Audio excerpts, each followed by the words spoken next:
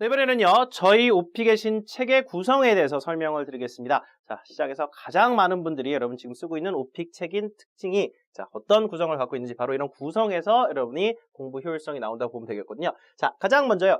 그 제목 페이지에 보면 제목이 크게 이렇게 나오는데 가장 오픽에서 많이 나올 법한 주제를 수천 개의 세트를 분석해서 저희 백그라운드 서베이들 그대로 골랐을 때 집이란 주제가 가장 압도적으로 많이 나오거든요. 그 순서대로 일단 배열을 했고요. 그 다음에 묶어서 하면 효율적인 주제들도 묶었습니다. 그 다음에 잘 안 나온 비주력 주제나 공통 주제를 뒤에다 놨기 때문에 책 순서대로 공부하면 그만큼 시험이 많이 나온 주제가 먼저 학습이 돼서 그 다음에 얘네들이 뒤에 있는 애까지 해결해주기 때문에 아주 자연스럽고 가성비 높게 공부할 수 있게 도와드렸고요. 자, 그 바로 다음 부분에 무조건 여러분이 집하면 나와야 되는 고급스러운 표현들을 넣어놨습니다. 이게 평가 영역의 context and content라고 해서 자, 집에 맞는 내용, 자, 집 관련 얘기를 할 때 꼭 나와야 되는 고퀄의 단어. 예를 들어 좀 여기 단어가 spacious, 좀 널찍한이라는 얘기인데 자, 여러분이 이제 집을 옮길 때 뭐 30평에 40평을 옮겼다. 그럼 더 넓어진 거잖아요. big, large만 쓰는 사람하고 spacious 쓰는 사람하고 등급 자체가 다르거든요. 그런 식으로 나오면 무조건 유효타로 이어지는 표현들을 미리 정리합니다. 미리 외우세요.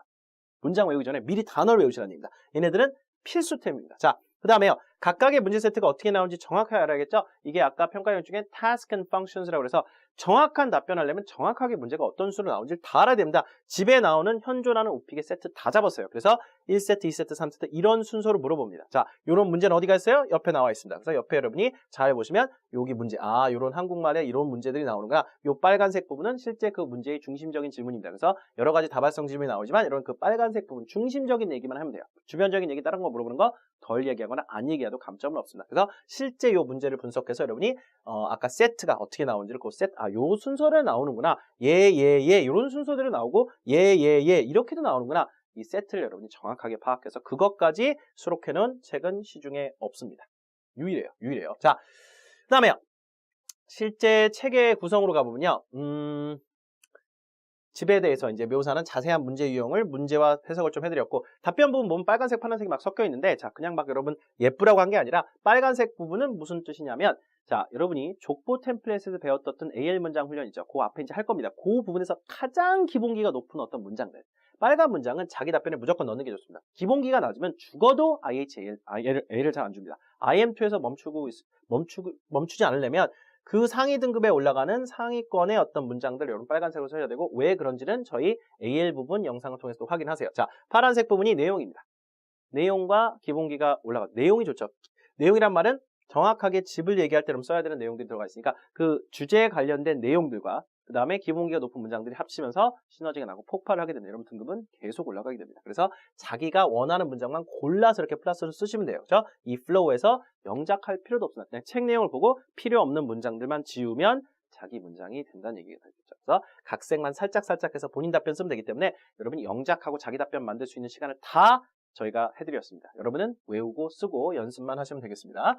자, 이런 구조들이 이제 여러분이 보시면서 특히 이걸 이제 교체를 한다든가 아니면 직접적으로 본인이 선택하는 문장, 교체하는 문장들도 있고 그렇다는 거 알아두시고 책을 잘 활용을 하시면 되겠고요. 자, 번역 드렸고요. 마지막에 단어들이나 추가적으로 이제 여러분이 보셔야 되는 것들을 또 넣어드렸는데 가장 중심적인 부분은 여러분이 여기서 자기 답변을 빨리 각색해서 필요한 문장을 뽑거나 필요 없는 문장을 지우시라는 얘기입니다. 그러면 자기 답변이 됩니다. 자, 롤플레이 쪽에서는요. 당연히 롤플레이 문제는 딱딱 세트별로 예를 들어 콘서트 영화 관련된 롤플레이 세트는 11, 12, 13번 이렇게 나온다. 시험에 그대로 나옵니다. 그냥 뭐 EBS 교재 연계돼서 수능에 나오듯이 그냥 저희 오픽계신 교재 이 문제가 그냥 오픽이 연계돼서 나오듯이 그냥 나옵니다. 똑같이 나와요. 저희가 워낙 많은 문제 세트를 다 분석해서 지난 10년 동안 거의 총 집산을 했기 때문에 오픽계신은 실제 시험에 나오는 문제 유형 순서대로 정확하게 구성이 되어 있습니다. 이런 책이 적중률 차원에서 98.6% 정도 되거든요. 저희 실제 이 백그라운드 서베이 기준으로 그럼 그 이상의 문제가 안 나오기 때문에 여러분은 그냥 불확실성을 없앤 상태에서 시험에 들어간다 해도 과언이 아닐 정도입니다. 자, 시중에서 그렇게 높은 적중률의 오픽 책은 단 한 권도 없습니다. 자, 그 다음에요.